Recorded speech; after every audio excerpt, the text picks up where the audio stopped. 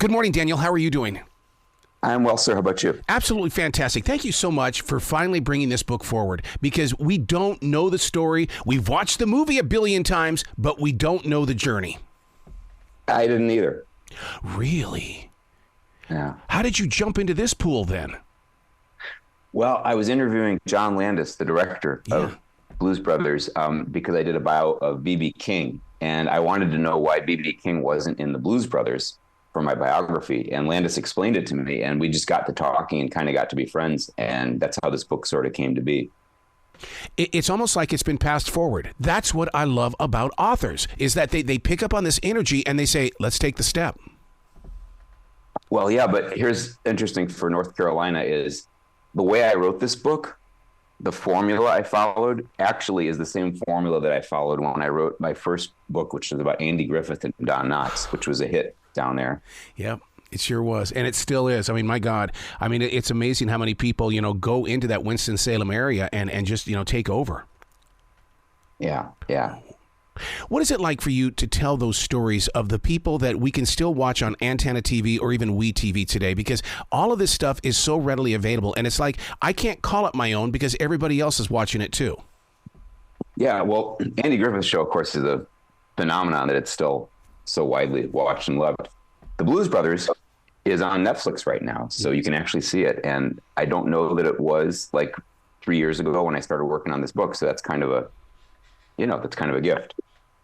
No matter how many times I watch the Blues Brothers, there's something about it where it feels like it's always the first time. I'm still laughing out loud, even though I've seen certain scenes so many times. It's got that kind of quality. I think that goes along with it being really quotable. It's one of those movies with lines that everyone who's seen it knows, and that makes it kind of similar to like Big Lebowski or the Holy Grail movie, or you name it. There's a bunch of movies out there that, I'm thinking of guy movies, and I think the same quality, whatever that is, that makes it quotable, makes it watchable kind of over and over, and you find new stuff in it. I was that high school kid when this movie came out, but listeners need to understand there were several stories before this. I mean, yes, they were together on SNL, but they were also in the music industry with songs like Rubber Biscuit. And then all of a sudden this movie comes out, and those of us that were fans of the Blues Brothers already knew about them. Well, they were, I don't know, maybe unprecedented, because this is two TV actors. Yes. Aykroyd and Belushi were successful TV comedians who suddenly reinvent themselves as musical performing artists and go tour the country. I'm not sure that I know of another example like that. It's a little weird because there's plenty of people like, I guess, like Doris Day or whoever, who were recording artists who also made movies.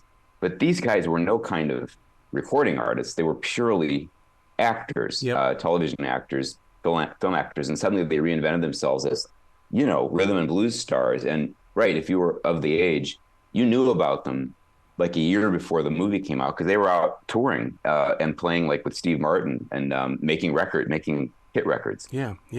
Have you taken the walk and the journey through Chicago? Because I've done that a couple of times where it's like, oh my God, this is such where the Blues Brothers were.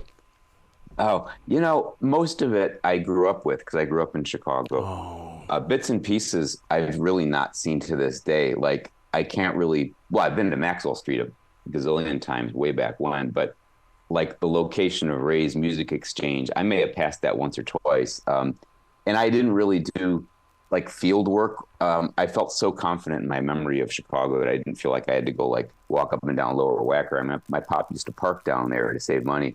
But yeah, most of it's kind of in my brain. I was driving around the city yesterday. Now I don't live here anymore, but I'm visiting and I know every street. I didn't have to ask directions from anybody ever. On a mission from God. I'm shocked that a lot of preachers do not preach about this movie, because it really proves that, that they felt inside their hearts that they were protected because they were answering the calling. There is a deep part of this story. Well, that's right. And there's kind of a real mission from God behind the one in the film. In the film, they're trying to raise money for a tax bill for a Catholic orphanage, which is goofy. Catholic orphanages don't pay taxes. But the real mission from God was, Aykroyd and Belushi wanted to revive the careers of the rhythm and blues greats. Yes. That was kind of what, I mean, they were going to make the movie. And the reason for that was Belushi was hot. So there was going to be a Belushi film. He and Aykroyd were really into the Blues Brothers characters. So that was what they were going to do. It was just sort of like ordained. But the mission from God was they made the film kind of a quest to revitalize the careers of people like Aretha Franklin and James Brown. That was like the real mission from God. And look at the other side of the music industry. Look how the Blues Brothers also brought in Bruce Willis and so many other actors onto that stage. Well, right. It's turned into a franchise over the years.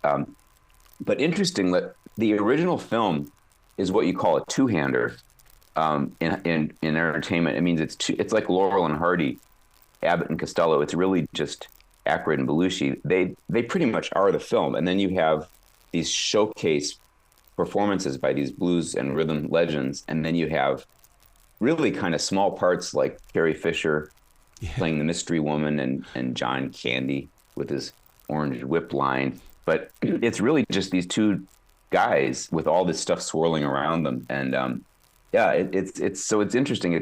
There's not a cast of thousands, but then there kind of is, because even like Steven Spielberg has like a cameo in it, but it's a very small part. It doesn't shock me to see even Adam Sandler these days trying to, figure out that formula of bringing people onto his movie sets and things, because I mean, it just seems like that winning formula was started right here with these two.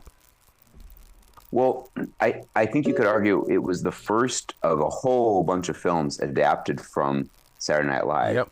And the first of a whole bunch of films adapted from like sketches from SNL. And it was crazy that this movie worked at all, because how could a movie work about this like 3-minute sketch? But it did.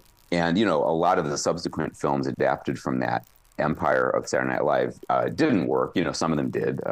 Mike Myers and certain other people came in and had some success. But it's tricky, figuring out how to make a 3-minute, 4-minute sketch into a 2-hour and 11-minute film. Yeah. How much improv was allowed on that movie? 40 some years later, it's not necessarily easy for John Landis, the director, or Aykroyd himself to remember what happened where. But really, if you can find a bootleg of the script online, and there's a bunch of stuff that's not in the script that's in the film. Like the one I always think of is the officer up in like Jackson Park who says, "Oh, it's the effing Nazi party." He wasn't supposed to say that expletive. He just did.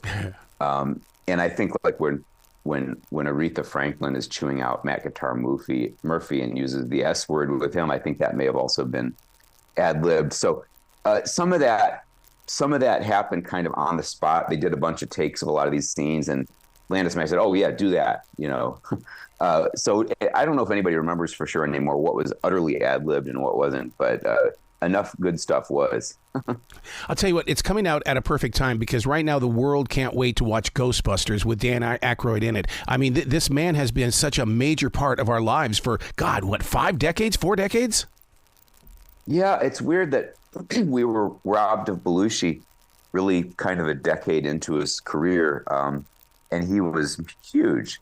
Aykroyd, I think, would acknowledge at the time he was probably half as big as Belushi was, but Aykroyd ended up doing enormous things after Belushi died, and everything from Ghostbusters on. And yeah, he's been doing creative, good stuff in several separate decades. I'm sure Belushi himself would be amazed looking down, to see that his buddy is still at it. Yeah, wow. Dude, you got to come back to this show anytime in the future. I love the way that you are sharing the history of where we once were so that people will respect it when they watch it and discover it today. Well, it is my pleasure. I really appreciate it. I can tell you're a fellow fan. Excellent. Well, you be brilliant today, okay, sir? Thank you.